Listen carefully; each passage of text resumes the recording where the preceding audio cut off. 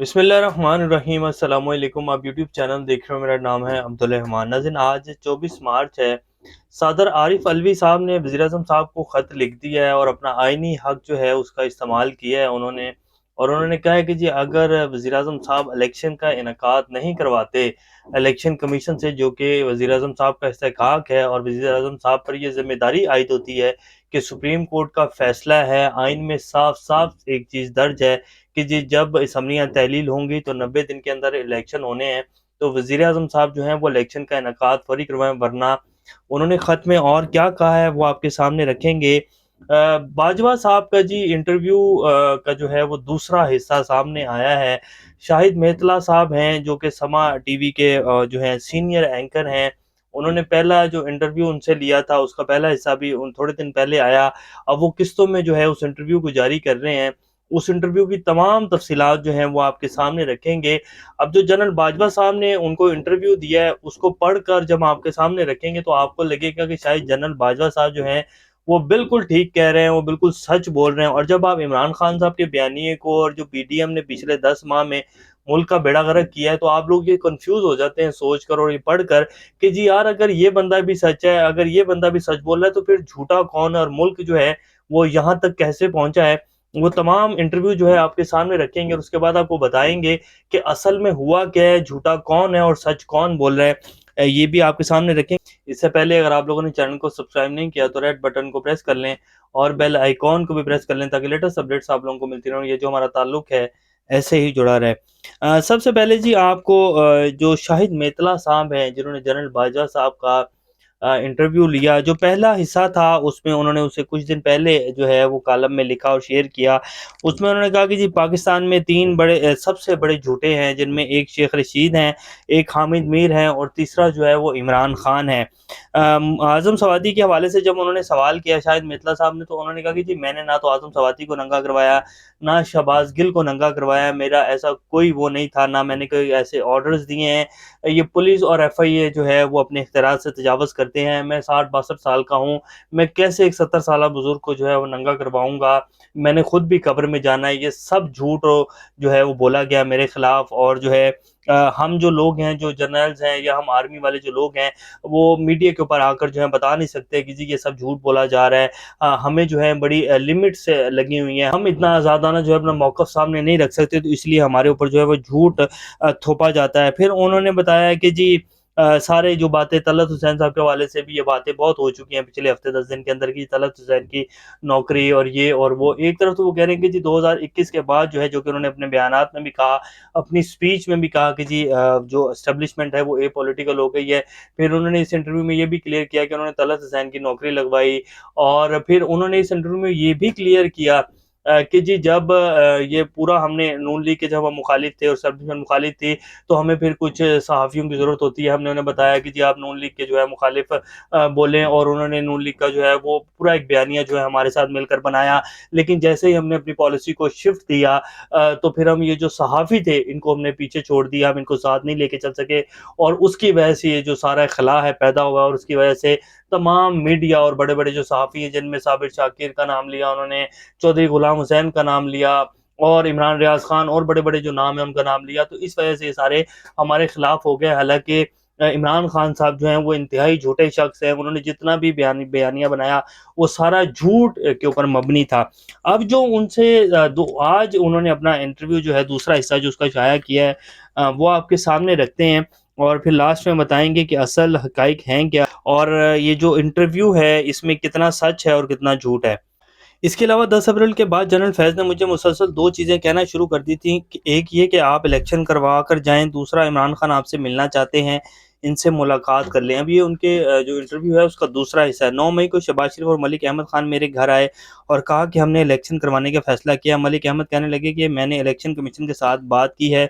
Election commission मरदमशुमारी और हल्का बंदियाँ 5 अगस्त तक मुकम्मल करने की हुकूमत ने फैसला किया कि अगर हम बजट नहीं देते हैं तो 5 सितंबर को इलेक्शन करवा दिए जाएँ और अगर बजट पेश करना पड़ा तो हम 5 अक्टूबर को इलेक्शन करवाने के लिए तैयार हैं। यूँ इलेक्शन की तारीख का फैसला हो गया और पीटीआई को भी इस फैसले से आगाह कर दिया गया और पीटीआई को कहा गया कि आप लॉन्ग मार्च का ऐलान ना करें। इसके बाद शहबाज शरीफ लंदन चले गए। 19 मई को 19 मई کو ملک احمد خان میرے گھر دوبارہ آئے. انہوں نے بتایا کہ نواز شریف نے فیصلہ کیا کہ ہم الیکشن کروا رہے ہیں اور کل شہباز شریف استعفیٰ دے دیں گے. شہباز شریف نے عرفان صدیقی سے اختتامی تقریر بھی لکھوا لی تھی. شہباز شریف نے 20 مئی کو استعفیٰ دینا تھا. ابھی ملک احمد خان بیٹھے ہی تھے تو D G I S I Nadeem Anjum بھی آ گئے. انہوں نے کہا کہ اگر کل شہباز شریف استعفیٰ دیتے ہیں 25 مئی کو قطر میں آئی ایم ایف کے ساتھ مذاکرات کون کرے گا. حکومت سے درخواست کریں کہ شہباز شریف 10 دن بعد مستعفی ہوں تاکہ آئی ایم ایف سے مذاکرات بھی ہو جائے اور نگران سیٹ اپ بنانے کے لیے ہمیں 10 دن کا وقت بھی مل جائے. ملک احمد نے جواب دیا کہ میاں نواز شریف فیصلہ کر چکے ہیں, کل شہباز شریف مستعفی ہوں گے تو اس سلسلے میں ان سے بات نہیں کر سکتا. بہتر ہے کہ آپ بات کریں یا ڈی جی آئی ایس آئی بات کریں. میں نے ڈی جی آئی ایس آئی کو کہا کہ نواز شریف سے درخواست کریں کہ وہ 10 دن ہمیں دے دیں. ڈی جی آئی ایس آئی نے نواز شریف سے بات کی اور ان کو 10 دن بعد مستعفی ہونے پر منا لیا. یہی بات ڈی جی آئی ایس آئی نے شاہ محمود قریشی, پرویز خٹک اور اسد عمر کو بتا دی اور کہا کہ آپ لانگ مارچ کا اعلان مت کریں. لیکن ان تینوں احباب نے کہا کہ عمران خان نہیں مان رہے. 20 مئی کو ملتان میں عمران خان کا جلسہ تھا, بہرحال انہوں نے لانگ مارچ کا اعلان نہیں کیا. ڈی جی آئی ایس آئی نے بڑی مشکل سے اعلان کرنے سے روکا. عمران خان فوری الیکشن کا اعلان چاہتے تھے. 22 مئی کو عمران خان نے پشاور میں پریس کانفرنس رکھ لی. ڈی جی آئی ایس آئی نے پھر شاہ محمود, اسد عمر, پرویز خٹک سے بات کی. آپ صرف 10 دن انتظار کر لیں, آئی ایم ایف سے مذاکرات اور نگران سیٹ اپ کے لیے ہمیں 10 دن دے دیں.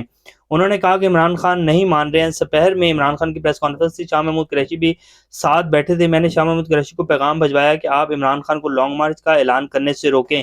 شاہ محمود قریشی نے عمران خان کو بتایا کہ وہ بات کرنا چاہ رہے ہیں, لیکن عمران خان نے بات کرنے سے انکار کر دیا, جس کے مناظر ٹی وی اسکرین پر دیکھے گئے. میری طرف سے لانگ مارچ رکوانے کی یہ آخری کوشش تھی. عمران خان نے لانگ مارچ کا اعلان کر دیا. شام کو لیگ کی قیادت میرے پاس آئی تو انہوں نے کہا کہ آپ عمران خان کا بھرپور مقابلہ کریں گے. میں نے پھر اگلے ہی دن خود شاہ محمود قریشی سے بات کی, آپ حکومت کے ساتھ بیٹھ کر بات کریں, لیکن انہوں نے کہا عمران خان نہیں مان رہے ہیں, وہ فوری شہباز شریف صاحب کے استعفے کا اعلان چاہتے ہیں. میں نے کہا آپ کے پاس اکثریت نہیں ہے, حکومت تحلیل ہو گئی تو آئی ایم ایف کے مذاکرات کون کرے گا. جنرل باجوہ کے پاس اس گفتگو کی آڈیو بھی موجود ہے. لانگ مارچ ناکام ہو گیا. لانگ مارچ کے روز میں نے اپنا ہیلی کاپٹر بھیجا جس میں شاہ محمود قریشی, اسد عمر اور دیگر کو اٹھوایا اور راجہ پرویز اشرف کے پاس لے آئے. ان کے راجہ پرویز اشرف اور اعجاز صادق اور دیگر کے ساتھ مذاکرات ہوئے.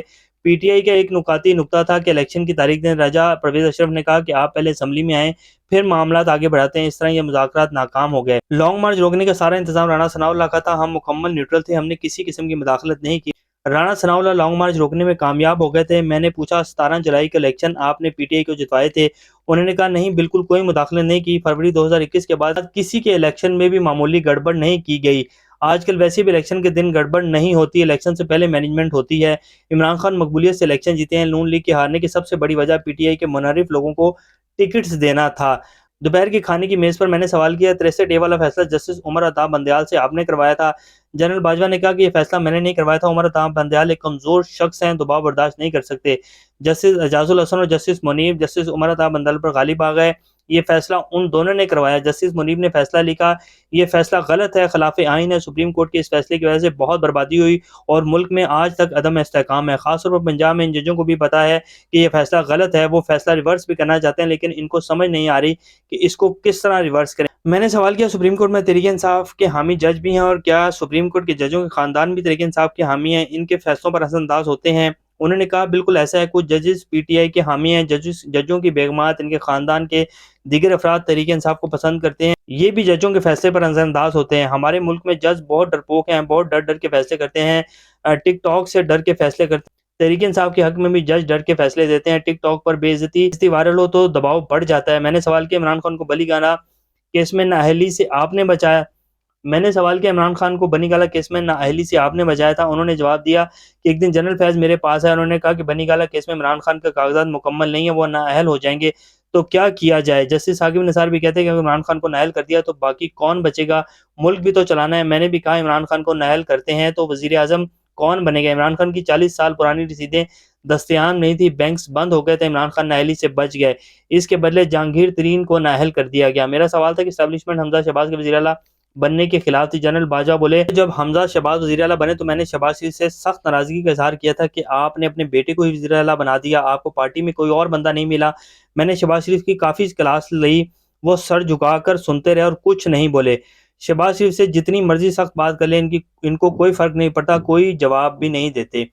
یعنی کہ بیگرز ہیں نا, وہ خود تو مانتے ہیں کہ جی ہم فقیر لوگ ہیں, اور شہباز شریف صاحب جو ہیں وہ سر جھکا کر سنتے رہتے ہیں, کچھ نہیں بولتے ہیں. جنرل باجوہ کہتے ہیں کہ حمزہ شہباز انتہائی نکما ہے, سلمان شہباز کافی تیز اور باصلاحیت ہے. شہباز شریف کمزور وزیر اعظم ہیں, ان سے حکومت نہیں چل رہی اور نہ ہی وزراء ان کی بات سنتے ہیں، وزراء ان کو گھاس بھی نہیں ڈالتے ہیں، بڑے میاں آئیں گے تو حالات بہتر ہوں گے۔ میں نے پوچھا سلمان شہباز کو آپ نے باہر بھیجا تھا؟ جنرل باجوہ نے کہا میں نے نہیں، بلکہ میں نے جنرل فیض سے پوچھا تھا کہ سلمان شہباز باہر کیسے گیا، تو اس نے کہا مجھے بھی نہیں پتا چلا۔ جنرل باجوہ کہنے لگے اس کے بعد شہباز شریف کو وزارت عظمیٰ میں مزہ آنے لگا تھا۔ کچھ عرصے بعد جنرل فیض پھر میرے پاس آئے اور کہا کہ عمران خان سے ایک دفعہ مل لیں۔ میں نے جنرل فیض کو کہا اچھا انہیں کہیں میرے گھر آ جائیں۔ جنرل فیض نے کہا نہیں، آپ ایوان صدر میں مل لیں۔ صدر عارف الوی مجھے بار بار عمران خان سے ملنے کا کہہ رہے تھے۔ میں ایوان صدر چلے گیا تو حیران رہ گیا کہ عمران خان مجھ سے بہت اچھے طریقے سے ملے، جیسے ان کو مجھ سے کوئی شکایت نہیں اور جیسے کوئی غیر معمولی بات نہیں ہوئی۔ میرا خیال تھا کہ وہ گلہ کریں گے، لیکن وہ بالکل نارمل تھے۔ میں ان کی منافقت پہ حیران تھا کیونکہ وہ عوام میں مجھ پر بھرپور تنقید کرتے تھے۔ میں نے کہا آپ مجھے میر جعفر اور میر صادق کہتے ہیں۔ عمران خان صاف مکر گیا، کہتا میں نواز شریف اور شہباز شریف کو کہتا ہوں، پھر کہتا آپ ان کی حکومت گرا دیں اور ان کو گھر بھیج دیں اور الیکشن کروا دیں۔ میں نے کہا آپ تو اسمبلی میں ہی نہیں ہیں، حکومت 2 سیٹوں پر کھڑی ہے، آپ اسمبلی جائیں پھر آپ کو فائدہ ہوگا۔ تو عمران خان کہنے لگے بس آپ حکومت گرا دیں اور الیکشن کروائیں۔ تو میں نے عارف الوی کو اندر بلا لیا جو اس سے پہلے باہر بیٹھتے، انہوں نے کہا کہ انہیں سمجھائیں کہ کیسے حکومت گرا سکتے ہیں اور حکومت ختم ہونے کا ان کو کوئی فائدہ نہیں ہوگا جب تک وہ اسمبلی نہیں جاتے۔ پھر عارف الوی نے بھی ان کو سمجھایا، یہ ملاقات بے نتیجہ رہی۔ جنرل باجوہ نے بتایا عمران خان سے جب دوسری ملاقات ہوئی تو میں بڑے غصے میں تھا کیونکہ وہ مسلسل میرے بارے میں جھوٹ بول رہے تھے۔ میں نے عمران خان کو کہا کہ آپ اپنی زبان پر کنٹرول کریں، اپنے جھوٹوں کو لگام دیں، ورنہ میرے پاس بھی کہنے کو بہت کچھ ہے، آپ جھوٹ بولنا بند کریں۔ عمران خان نے کہا آپ کیا کریں گے؟ میں نے کہا آپ پلے بوائے نہیں رہے، آپ کی ویڈیوز بھی موجود ہیں، اگر زبان بند نہیں کی تو گلہ نہ کیجیے گا۔ اس طرح یہ ملاقات بھی تلخی پر ختم ہو گئی۔ اب یہ جی اس انٹرویو کا دوسرا حصہ ہے، اب اس کا تیسرا حصہ جو ہے وہ آنا باقی ہے۔ شاہد میتلا صاحب ہیں جنہوں نے جنرل باجوہ صاحب کا یہ انٹرویو کیا ہے، اور اس میں سن کر تو یہی لگتا ہے کہ جی جنرل باجوہ صاحب جو ہیں وہ بالکل سچے ہیں، اور عمران خان صاحب نے یہ جتنا بھی بیانیہ بنایا سارا جھوٹ کے اوپر مبنی ہے، اور جو یہ ایک ان کو لا کر بٹھایا یہ بالکل ایک آئینی طریقے سے آئے ہیں۔ پہلے ان کے خلاف جو ہے اسٹیبلشمنٹ جو ہے وہ کہتی تھی اور صحافیوں کو لے کر چلتی تھی کہ جی یہ جھوٹے ہیں، یہ چور ہیں، اور اس کا ذکر عمران ریاض خان اور صابر ثاقب جتنے بڑے بڑے سینئر صحافی ہیں وہ کر چکے ہیں کہ جی جنرل باجوہ صاحب کہتے تھے کہ یہ لوگ چور ہیں، انہوں نے ملک کو جو ہے برباد کر دیا۔